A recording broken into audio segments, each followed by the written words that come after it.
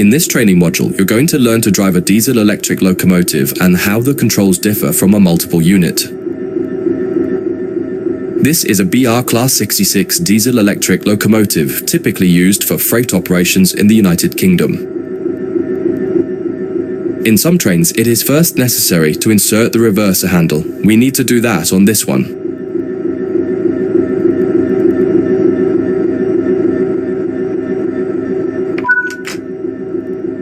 We want to move the train forwards, so move the reverser in that direction.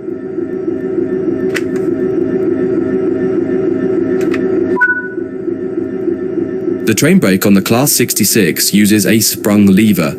Holding it one way will gradually release the brakes until you release the lever. Holding it the other will gradually apply the brakes. You need to keep an eye on the two brake gauges in front of you. The larger one in the middle is the brake pipe. The outside needle shows the target pressure and the inside needle shows the actual pressure. When you apply or release the brakes, the outer needle moves and the onboard control systems will begin to adjust the brakes to match your setting. You can make a change to the brakes and focus on the road ahead while the system works to match the pressure you've set. The second gauge of note is the brake cylinder gauge, which is the second from the left.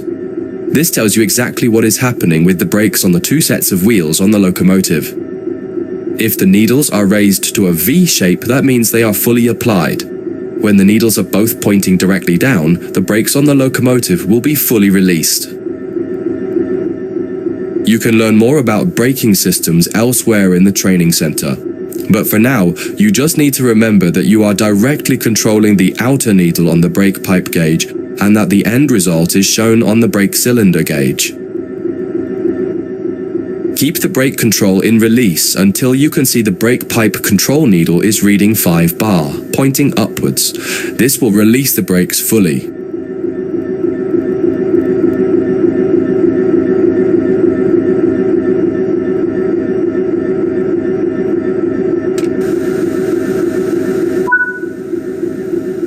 Watch the brake cylinder gauge to see it gradually reduce to 0.0. Needles pointing downwards, which tells you that the brakes are now fully released on the locomotive and you can move the train. It's important to note that the brake cylinder gauge is only telling you what's happening on your locomotive. If you have wagons attached, they can take a little longer to release, so if the train doesn't move immediately, don't worry. Apply some throttle to get the train moving.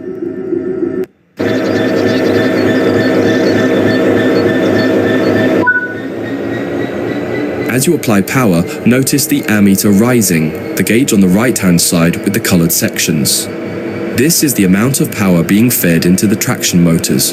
Try to keep it in the green section, only briefly in the yellow, and avoid the red section to avoid damaging your traction motors.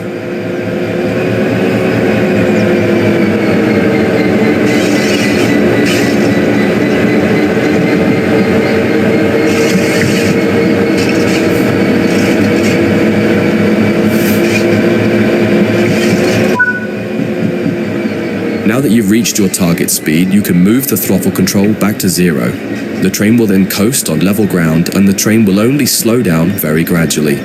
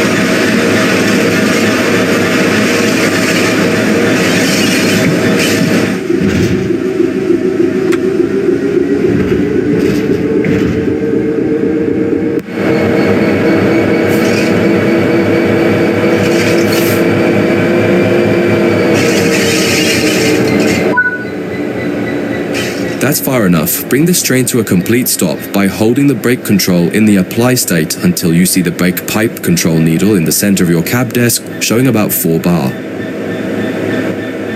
The amount of braking you'll need to apply also varies depending on whether you're going uphill or downhill and how heavy your train is.